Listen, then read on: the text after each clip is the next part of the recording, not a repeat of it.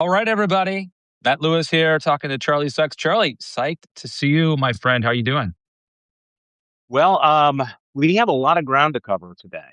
I mean, there Yes. is a lot going on. In fact, I'm thinking about what might happen between the time you and I are discussing and the end of the day. I mean, maybe the Supreme Court will finally come down with that decision on tariffs. Who knows?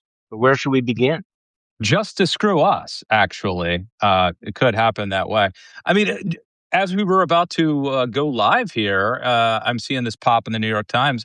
FBI searches home of Washington Post journalist for classified materials. It's exceedingly rare, even in investigations of classified disclosures, for federal agents to search a reporter's home. Maybe there's a justifiable reason for this, but in the context of everything we've seen, Charlie, this just seems scary as hell.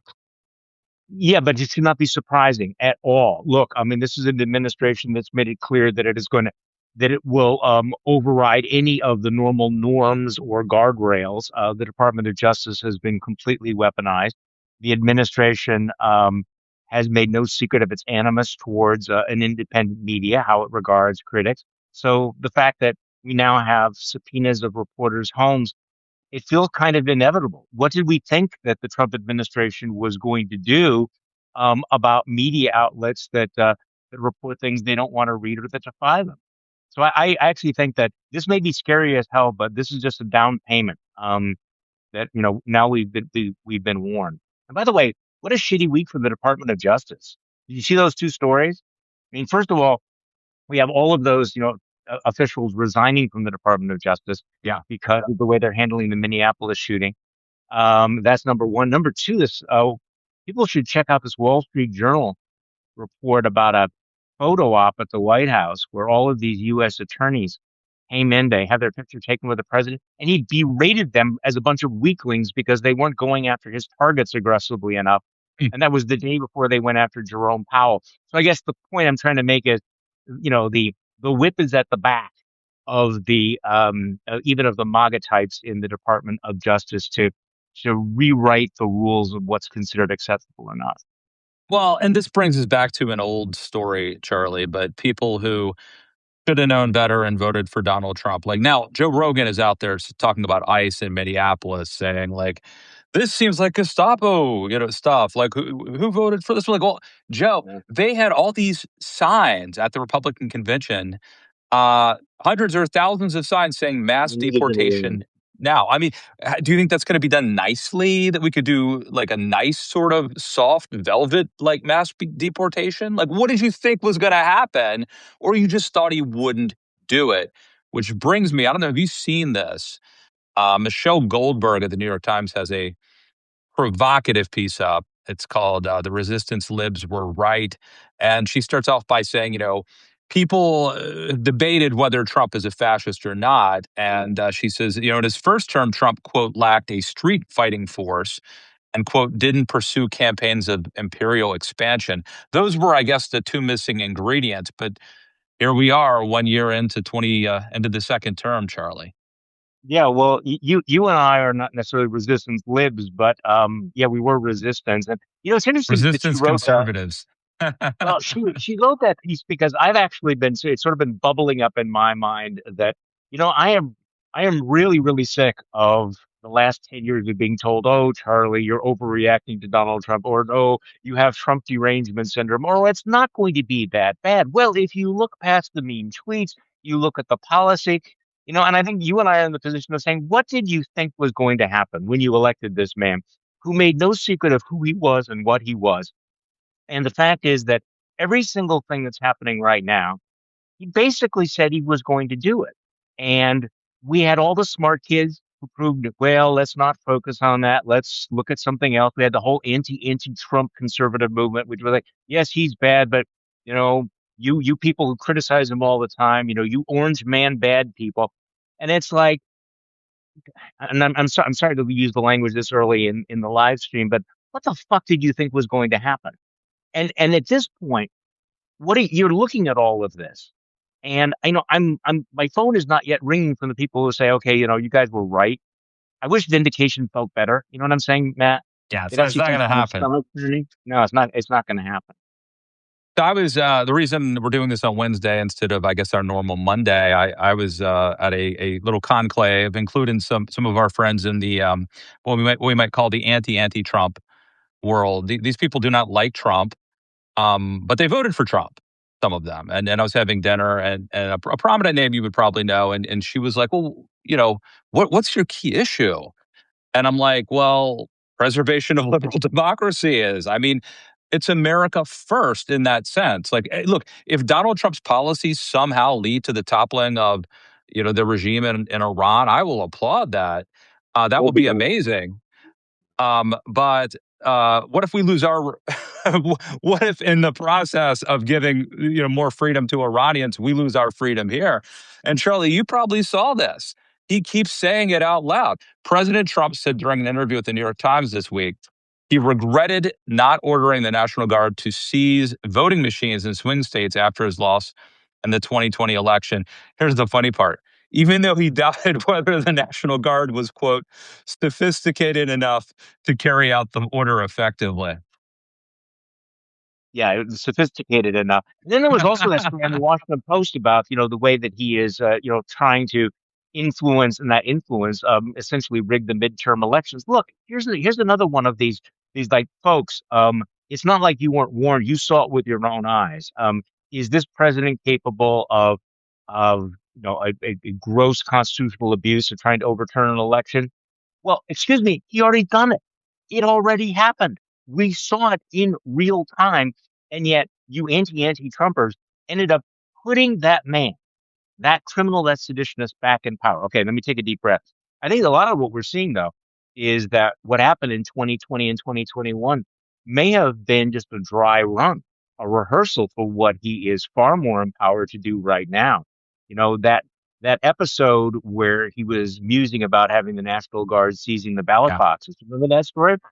Well, picture the scene in the Oval Office, and he's surrounded by senior officials of the Department of Justice, grown-ups, who explain to him that he cannot do that. That no, that would be wrong and illegal. This time around, those people are not going to be in the room. There's no one in the room who's going to be the grown up who will tell Donald Trump what he can't do. So, failed coups are often simply rehearsals for something that comes later. And I know that people go, oh, you're being paranoid. No, I think with Donald Trump, maximum awareness is called for.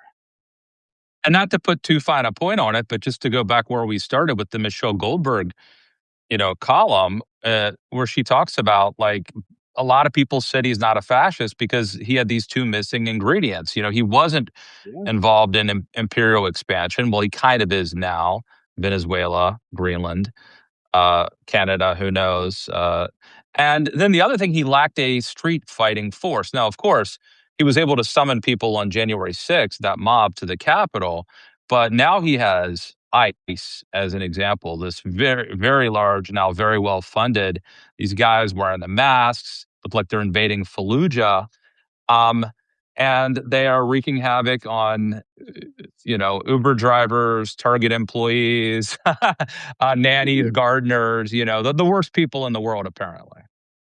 It does feel like a private army, and I think he regards them as a private army. And clearly, he's given them the green light to, frankly, do anything that they want. So let me ask you this, because you and I didn't speak, haven't Yeah. haven't spoken in a while. I don't know whether you picked up on it, but since late last week, I have talked to so many people who have said that this felt like it was not a turning point, but that they were more emotionally rattled by what was happening and the reaction to it than even many of the emotionally rattling things that had happened so far. I just sense that people are having a really visceral reaction, not just to the murder of Nicole Renee Good in Minneapolis, but then the way the administration handled it, the way they smeared it, the way that they are, covering up the investigation, and all. I guess part of it is this. I don't know. Well, first of all, have you picked up on this? Because again, I've had conversation after conversation of people who Yeah. have been normally pretty level about it, going, "No, this is roiling me. I can't get over this." A lot to say about this. First, I think you're right, Charlie, that there's certain things that, like, we were surprised the East Wing destruction resonated so much when other Really? things that are super crazy get, a yawn, elicit a yawn. And so I think this is one of those things. And I think it's especially hitting with people, say, like the aforementioned Joe Rogan, and I don't know what we call them, like podcast bros, the types of people who were very important to Donald Trump's re-election election in 2024, because he had this very disparate coalition and he narrowly won despite what he says. So I do think that there's some attrition there. I also think the fact that and this would be blunt, very blunt here, the fact that it was like a white young woman, a white mom, I think resonated more. And I think that's also why it appears pretty obvious that they're attempting to like otherize her by talking about her being married to a woman now, being a lesbian. Because I think that if Americans start to believe that people who look like us, you and me, Charlie, that we could be in danger, now they've gone too far. But if it's those other people, those immigrants, or even people who look like they might be immigrants, then, well, I'm okay. So that's why I think this crossed the line for some people who maybe have been quiet up until now. No, I think you're right. And of course, the other factor, which is a more familiar factor, is that it was caught on videotape and that millions of people saw that. I mean, I saw one number that would suggest that the viewership of that video is basically, Super Bowl size of an audience, and a strong plurality, maybe even a majority of the people who saw the video thought that that was, a police murder. So that's the other thing. The Trump administration, I think, has deep belief in its ability to warp reality into any form that it wants. However, telling people to ignore the evidence of their eyes is tough. There's another thing that's resonating with people that I've noticed. The, I mean, look, Christy Nome is, in that position because she was willing to shoot her puppy in the face. I mean, so let's just put this in context. She's not very good as a spokesperson. And the fact that she so readily and constantly lies about all of this is, perhaps not exactly breaking news in an administration where there are no consequences for lying. But one of the things that I thought really hit people was this hypocritical double standard of the Trump administration, which says if you touch a police officer, bad things are going to happen to you. We will not tolerate that. And yet people go, well, wait, aren't you the guy, Donald Trump, who pardoned all of the January 6th rioters? Have the split screen. And by the way, if for our viewers, if you want to talk to your MAGA friends, just try this. The split screen of the Trump supporters attacking and beating the shit out of cops, and pointing out that every single one of them was pardoned by Donald Trump Hmm. versus this new standard that, oh no, Yeah. she had it coming. She deserved to be shot in the face because she moved that SUV 5 feet in a different direction.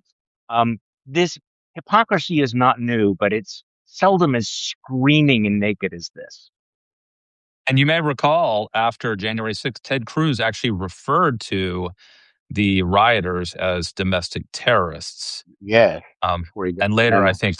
think sort of recanted that or had to back away from that from pressure from Tucker. But yeah, I mean, Christine Nome didn't wait like 10 minutes before saying that Good was a domestic terrorist and that the ICE agent was, run over, that she was intentionally trying to run him over, which just defies what we all see with our eyes. And I think you're absolutely right. Without video evidence, and now we live in a world where everyone's walking around with phones and video cameras in their pockets. And Charlie, not to go down a rabbit hole, but I made this. This hit me about a decade ago when there were police shootings captured on video, kind of for the first time, usually aimed at African American victims. Um, and it really was like, well, how many of these did I? When the police told me the guy was actually shooting at them, and this was self defense, you just give the benefit of the doubt to the police naturally. It's their word against theirs, and the police should get the benefit of the doubt. Obviously, they've got a tough job, and they might, Um, How many times did we, before phone cameras, did we just reflexively Um, believe the government or the authorities when in fact someone was like being attacked by the police or something? no, exactly. And I think I remember, when I was on the radio here in Milwaukee, we talked a lot about obviously police issues. And I remember at one time there was a report that was something like in the previous 20 years, not a single cop had ever been charged with an illegal shooting. I mean, it just never happened in one community after another. So yes, there's no question about it, and that's been a turning point in all of this. But again, what I really worry about is this the coarsening of American culture, which you and I have talked about extensively. The fact that there are people out there who are being encouraged to think that she had it coming. She had it coming because Yeah. if you do not obey, if you do not obey, you will die. And if you are part of this, domestic terrorist radical, movement, then you're a legitimate target as well. I mean, this is the kind of thing that feels like the predicate for a lot more violence, delegitimizing, denaturalizing, dehumanizing your opponent. And then where does that lead? We know. And instead of investigating the ICE agent, they're investigating the widow right now. That's why those six Minnesota investigators have resigned from their jobs. So Not normal. going back to the Michelle Goldberg premise here of the two missing ingredients, one being this paramilitary force or whatever. We've got that with ICE.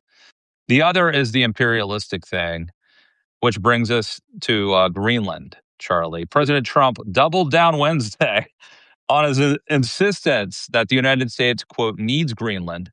Hours before, foreign ministers of Denmark and Greenland, a semi autonomous Danish territory, were set to meet with Vice President J.D. Vance and Secretary of State Marco Rubio. Mr. Trump said in an early morning Truth Social post that Greenland must be in the U.S. hands and that, quote, anything less than that is unacceptable. So what's going to happen is, and they have not ruled out military force. I mean, just these. I mean, obviously, look, an invasion of Greenland is the end of NATO. But I think these comments are driving a dagger into the heart of NATO as well, because how do you walk back from this level of trust, this naked imperialism? What's also interesting is that Trump keeps talking about it, despite the fact that the whole world, and when I mean the whole world, internationally, but also members of his own party in the Senate are telling him this is a crazy idea. Don't do it. There are so many downsides. It does feel like we're in this phase of Trump just not giving a shit about anything. And I think, did you see that somebody described him as this is the YOLO phase of his presidency? You only live once. Yeah. Well, screw it. We're gonna go after every enemy. We're gonna go after Jerome Powell. We're gonna invade Greenland. Look, I think that at some point NATO has to decide that you can't just simply tease Donald Trump. You can't just suck up to him. You have to understand his language. And I think that if, and I've said this on a number of different podcasts, so I apologize if people think I'm repeating myself because I am repeating myself. I would love to see all the NATO nations together, each put a battalion in Greenland, flying Mhm. the flag, not because we think that they can stop a military invasion, but as tripwires. Donald Yeah. Trump only understands that. And until you actually put those troops on the ground, Donald Trump is not going to blink on the military threat. I mean, Stephen Miller with his iron law of history that the strong can take anything they want from the weak. I mean, damn, sounded Well, better in the original German, that's but it's still, that's the law of the jungle, and that's the opposite of Christianity and civilization, actually. But I think that's the dichotomy, right? Um, crazy what you're talking yeah, about. It's insane. someone, I can't, I don't know who to credit. Someone made this point, but I will repeat it because it was a smart point. It may be that this is a negotiating ploy to buy Greenland or to get some sort of deal, but as someone else said, um, if that's the case, then it's sort of like when Vito Corleone makes you an offer you can't refuse, right? You either sign over this contract for Johnny Fontaine, or else your blood's going to be on the contract instead, whatever the line was from The Godfather. Like, in other words, it's not really a good excuse to say that, oh, Trump's just shaking down Denmark or whatever for this.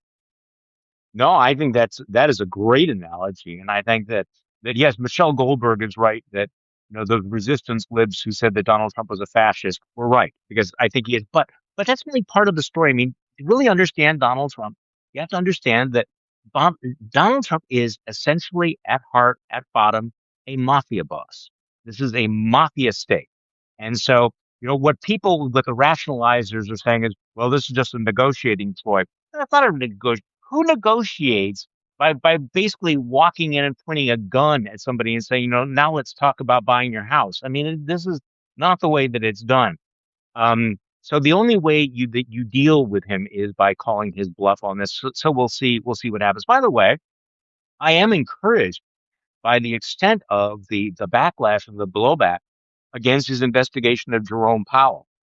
That did seem to be and again, you and I have done this so long. I'm not going to say a turning point, but when you had all of the former Fed chairmen, the Treasury secretaries, members of his own party, the international finance people push back and say this is a terrible thing. It's one thing for you to want lower interest rates. It is another thing when you use criminal investigations to destroy the independence of the Fed. I mean, that really freaked people out.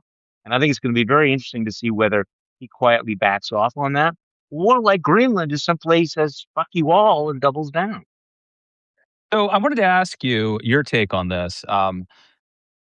Is it YOLO or is it strategic? Because at the Trump ended 2025 kind of on a low note. Polling had him down. I think the Epstein stuff was still lingering and hanging over his head. He had obviously, Democrats had won those gubernatorial elections in November. And since then, there's been Venezuela, Greenland, Minnesota. Is this a strategy of flooding the zone and throwing everything at us to try to change the subject and just sort of show action?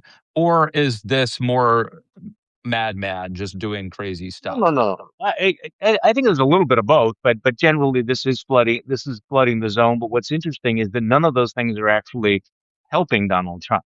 The poll numbers on ICE are really pretty horrific. More Americans think that ICE is making us less safe. So that's not working. I don't think.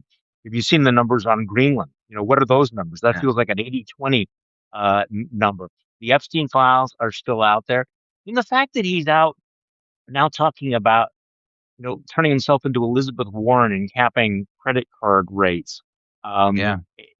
there does feel to be there is a certain desperation. So I think that we have to ask ourselves if it is a strategy, and I'm willing to go with the madman, clown with a flamethrower analogy here. But what is it he's so anxious to distract attention from? And also in terms of strategy, is this actually is this actually working for him? Strategy implies we're going to do this because this will be our, Hmm. good end goal. What is the end point of one of these initiatives after another that is rattling his own party, that is, putting him underwater in the polls? I mean, is it all about the Epstein files? Is it something else? Is he just, I don't know. I will say, in the context of a campaign and in the attention economy in which we live, it does seem like if he was able to dominate the conversation, even if he was having controversies that were unpopular, just by virtue of dominating the conversation, he won the election, he won the campaign by being the person we were all talking about, even if a lot of it was negative. I don't know if governing works the same way. And I ultimately think, and this is going to be, I'm a broken record here, but I think if affordability is still a problem, then he's in trouble. And if it's not, then he's probably fine. Yeah, and I think he seems to be coming around on that. I mean, the idea of capping, credit card interest rates at 10%. I mean, that would be, it'd be a game changer for a lot of people um until they realize that something like that will mean a lot of people who have credit cards right now won't have credit cards. So there's a certain Yeah. incoherence to the to these strategies. Okay, so one of our topics that I really, really want to get to, and you've really whet my appetite on all of this. But let me back into it this way. So Okay. tomorrow is Martin Luther King Jr.'s birthday. You know, and so we had to acknowledge that. And Also, my son and my sons well, and that's, Ben Shapiro's. well, To know okay, that well, they all share a birthday, but some of them may have done more than others for civil rights and humanity. Possible.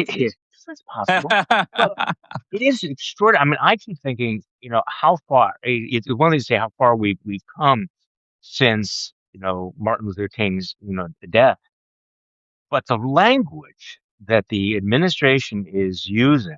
I mean, it is remarkable. Talk about saying the quiet part out loud. I was just on an NPR show right before we started our live stream, where there was a guy I think he's an advocate for the national parks, and he's talking about the fact that the Trump administration decided that Martin Luther King's birthday would no longer be a free day at the national parks, but also apparently they sent out a memo to all of the gift shops at the national parks saying if you have like keychains for Frederick Douglass or Harriet Tubman, box them up and take them away. Mm. The stupidity, it burns. But can we just talk about these new slogans that the Department of Oh Homeland yeah, Security is putting out? yeah. Share I've that got with our this here listeners because somewhere. you can't make this stuff up. This is Yeah. pretty amazing. The kind of All right. rhetoric. Let me read you just a little bit of this, okay, from my extensive preparation notes here. The Department of Labor wrote on social media this weekend, quote, "One homeland, one people, one heritage. Remember who you are, American," along with a statue of George Washington. At first glance, the phrase appears harmless, but it's eerily similar to Nazi propaganda, which said, Ein Volk, ein Reich, ein Führer. Translation, one people, one nation, one leader. The phrase was plastered on posters with Adolf Hitler and Nazi Germany. There's also been evidence that the Department of Homeland Security has been posting white nationalist propaganda on its social media accounts. An investigation from the Southern Poverty Law Center discovered white nationalist slogans in recruitment advertisements for ICE. One chilling advertisement had the words, "We'll have our home again," placed on a photo of the cowboy. The phrase comes directly from a white nationalist song sung by a neo-Nazi group in North America. So there's more, but that's the teaser. And look, none of this, Charlie, I find it very hard to believe I find it hard to believe all of this is an accident. Oh no, and this is one of those where whether you're surprised or not, it is genuinely shocking. It ought to be shocking. Um, yeah, how do these things get in? What is the message they're sending? This is flowing down from Stephen Miller, who's capable of engaging in this rhetoric. Is it because they've recruited so many trolls, from the fever swamps that this sort of thing is happening?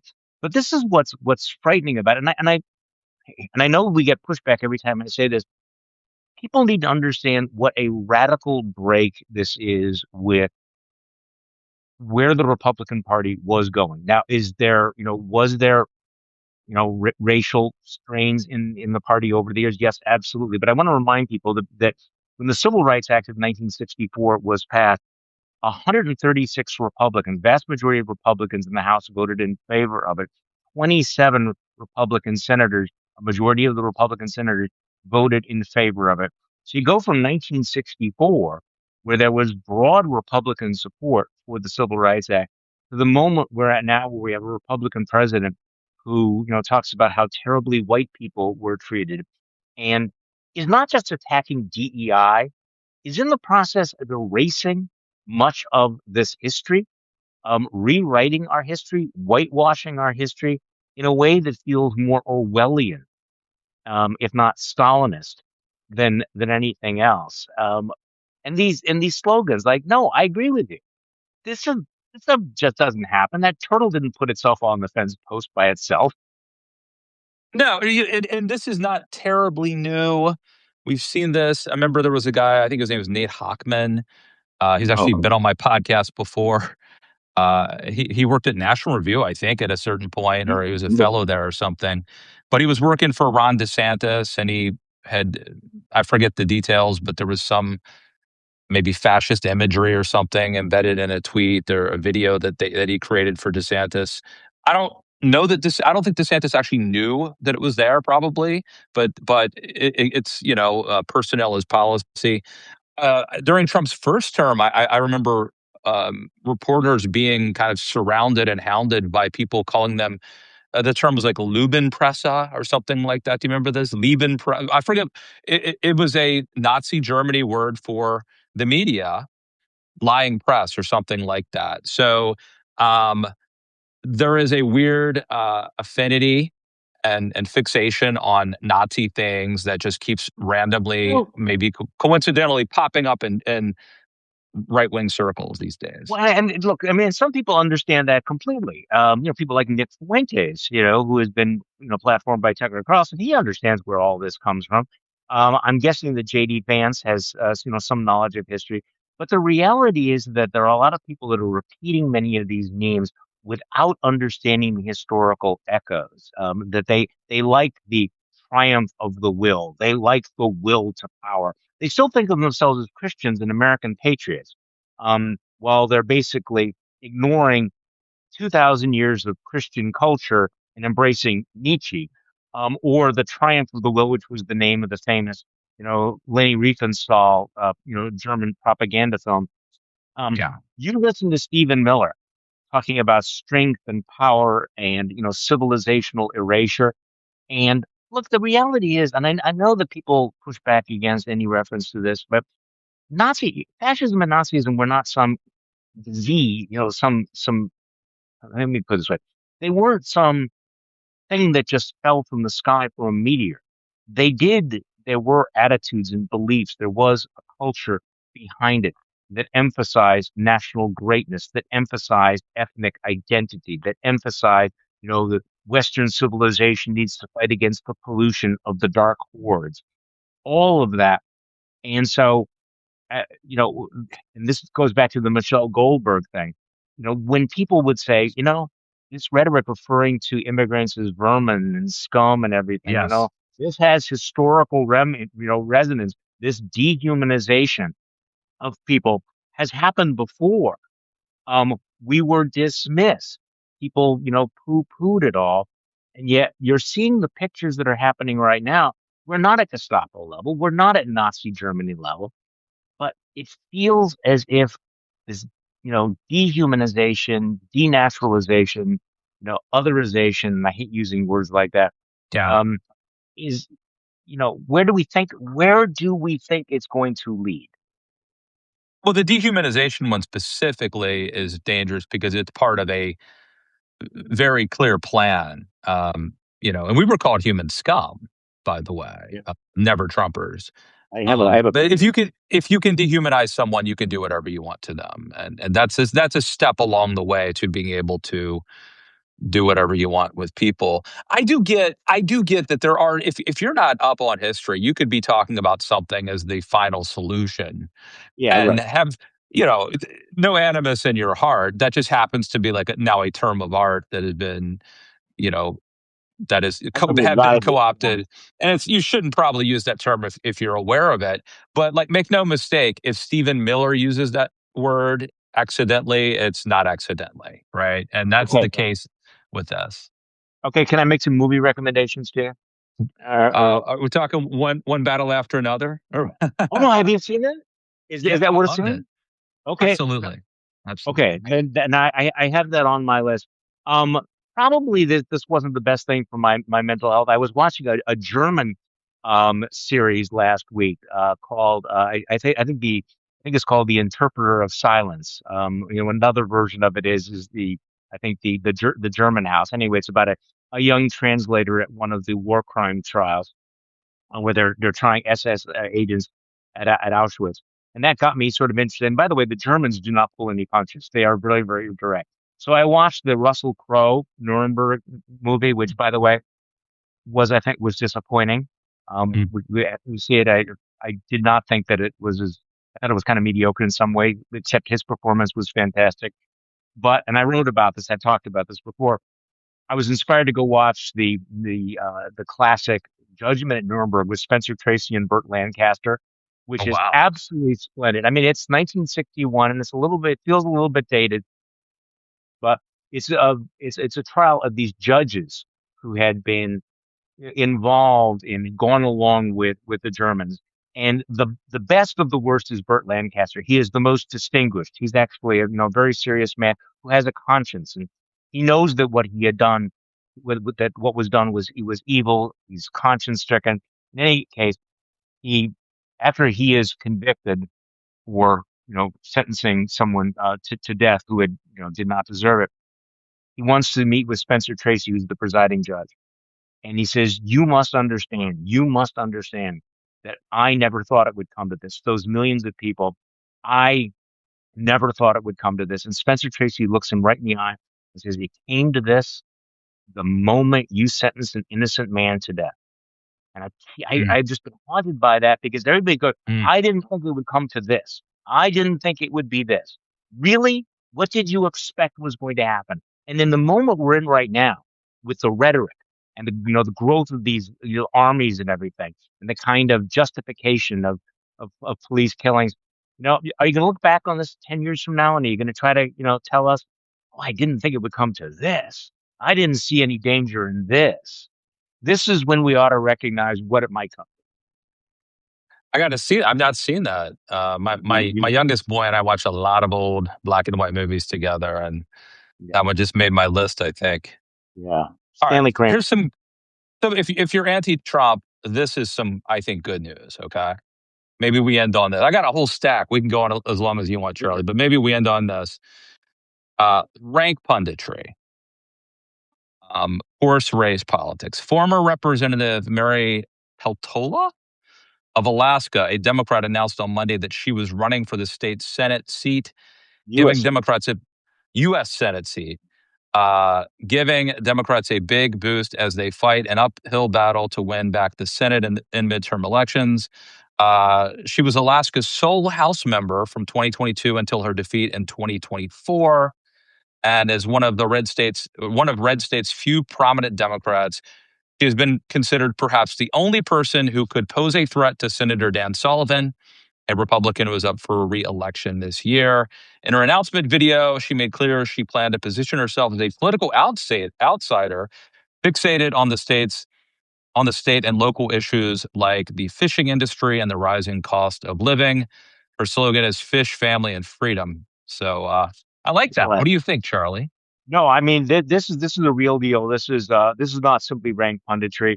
If there if there was a chance that the Democrats could win control of the Senate, it might go through a state like this, flipping a state that nobody saw. That's what happens in many of these wave elections. Um, and she is the strongest candidate. And again, the weird thing about Alaska, I think it's like Wyoming, where they have two United States senators, but one congressman.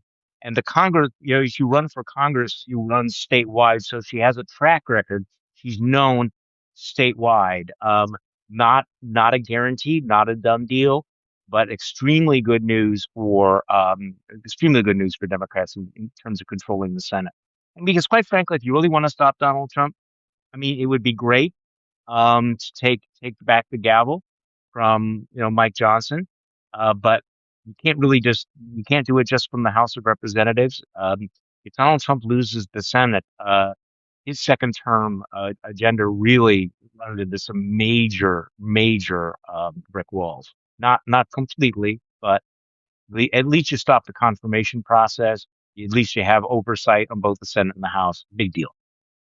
Yeah, and I mean, we'll see what happens in Texas, but there's Yeah, unlikely. Texas, Maine. You start to cobble together. The Democrats have to kind of run the table, but the more possibilities on the map, even if they don't get Texas, now there's a pathway. Because they got to win. They have to have 51 seats. 50-50, the tie goes to J.D. Vance. So anyway, good news. Charlie, would it be okay if I did a slight shameless self-promotion before we Sure, go Okay, ahead. let me do this. Oh no, Um, so this is what my can you say? book, Too Dumb to Fail. It came out January 16th, 2016. So it'll be 10 years old Yeah, tomorrow. So I'm doing a little special. interesting. Anyone who becomes a paid subscriber to the Substack, I'm sending a signed copy to. But you got to do it by CO, close of business, January 16th, 10-year anniversary. And this is the book. Hold it up there, Charlie. How the Right Lost Its Mind. See, we're totally simpatico. No, we should do the same thing. We should do this in tandem, maybe. You Yeah, got no, copies to sign? I don't know. We look, every author has a lot of copies around the book, around the house. They can sign. Yeah, but, you actually, and I've given you credit. In fact, I sent you in this book. You wrote this book before I did.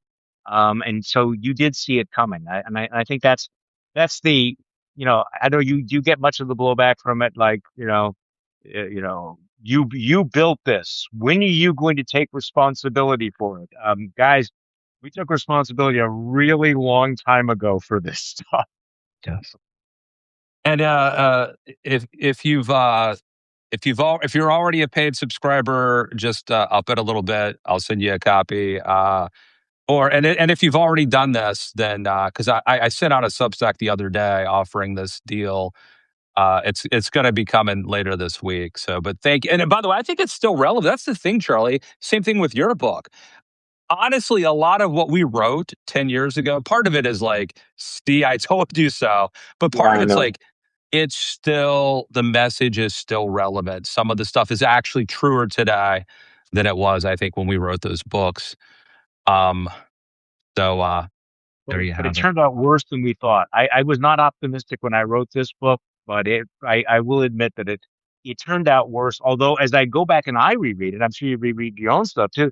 You think, it's all here. The seeds are all here. And and again, we need to look around what's happening right now. You know, with open eyes, and where are we going? What's going to happen? The only thing Let's that not suffer from a failure of imagination or political courage. the only thing that didn't age well was, they forced me to do that last chapter that was like positive. You know what I mean? Like, here's how we turn it around. And then I even had a little section of the people at the time who I thought were being heroic. Yeah. You cannot believe, Charlie, how that aged. Some of the people who were the most heroic at taking on Trump before he got elected are praised in my book, and they have become villains. So, Well, actually, I have some of that as well. And that was the one thing that we could not have predicted how many people drank that Kool-Aid, went along with it. And quite frankly, that was one of the soul crushing parts of the whole experience, right? Is the people we thought we knew turned out to be people we didn't really understand or had completely different motivations.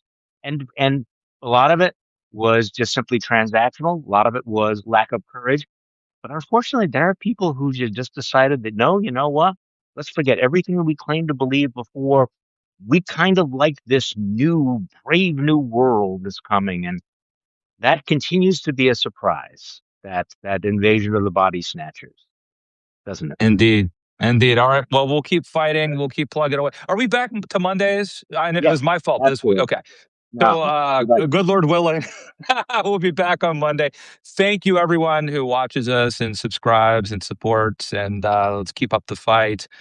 God bless, Charlie, man. Loving doing this with you every week, man. No, all right. See you Monday. All right. See ya.